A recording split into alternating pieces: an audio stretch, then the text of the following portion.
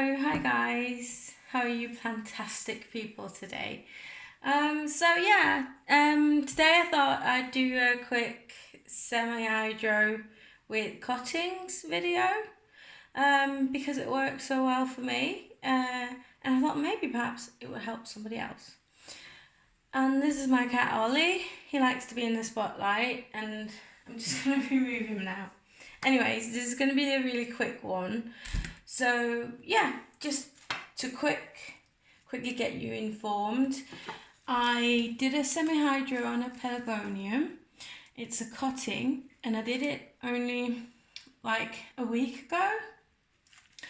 And even though I don't see any roots, the plant's doing amazing. I mean, it's even starting to bloom. Can you see that? It's got little nubbins there. Amazing. So I thought I want to do that with another set of cuttings. And I've got these. And I feel ashamed because I don't remember the actual name on these. I know it's a citrusy sort of plant because, you know, when you rub the leaf, they smell like lemon. It's amazing. But yeah, anyways, I'd assume this method can be used on any cuttings. The reason why I'm using it is for cuttings that just simply won't grow roots in water, and these won't, and therefore you're advised to pot them after 1 to 3 days or so. And I still had these in water, and as you can see, there's still no roots forming. So I thought I'll put these in semi-hydro as well until they sprout some roots and I can plant them into proper potting media. So let's get started. I'm not going to explain to you in this video what semi-hydro is. I kind of assume that most people who find their way to this video probably knows what semi-hydro is, but you can look it up, Google it, but like the exact science behind it, I mean. But basically it's these lacquer beads. I know a lot of people on the interwebs use the round ones that you can get particularly at IKEA, but my IKEA is like 3 hours a drive each way away.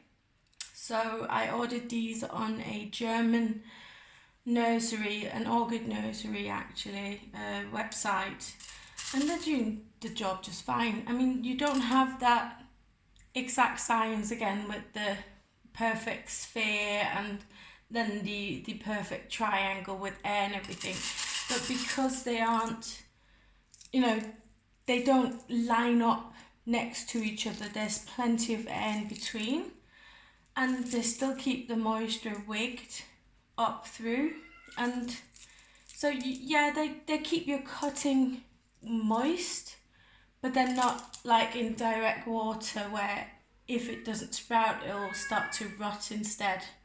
I apologise for Ollie, he is a Siamese blend and they tend to talk a lot. Right, so let's get started. I have here, it's just a normal plastic cup, and I had my boyfriend drill some holes in it. I originally had this for a semi-hydro experiment for a cakey orchid, orchid cakey. But for me, that's a different story. But for me, I need the wider container with a different amount of reservoir water in here. So as you can see, these were drilled too low, but I think they're going to do just fine for this because it's not going to be in here forever. Right, so basically just put in, it's amazing because there's hardly any mess with these. I mean, compared to potting media, you know, dirt everywhere. Just put them in. It's a bit loud. I take my cuttings, so you can see again, no roots. Pop them in here. I hold them until they're nice and steady.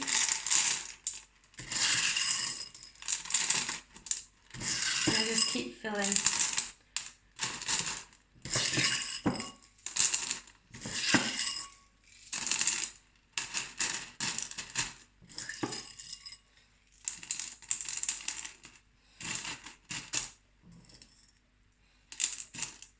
There we go. Now again for me, because I started my whole plant adventure, so to speak, with orchids, and then now furthered it through to household plants and, you know, normal plants. I'm not that familiar with how to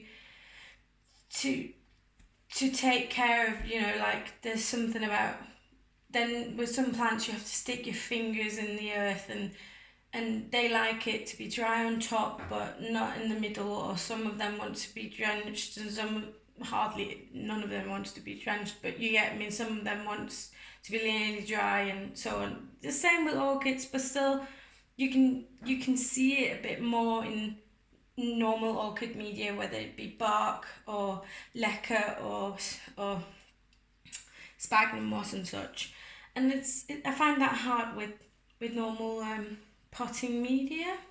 So this is just perfect for me, because I know for a fact I can see when there's moisture in there and I can see when there's not.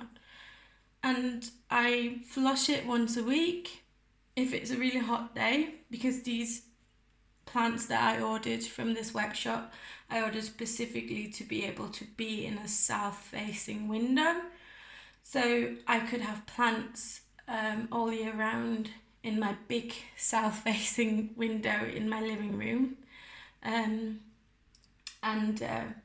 So yeah, I'm hoping this will work, and I love how it works with the pelargonium at the moment. So yeah, and then what you do is, I obviously rinse these out first because they come very dirty. You just pop in some water, filling up the reservoir like this. Yeah, and you can see it. And you can see the moisture. So if it starts to get dry around here, that's when you want to, you know, pour in some water, let it run out the bottom and put it back in its place. And that's it for me today. I hope you have a fantastic day. Bye.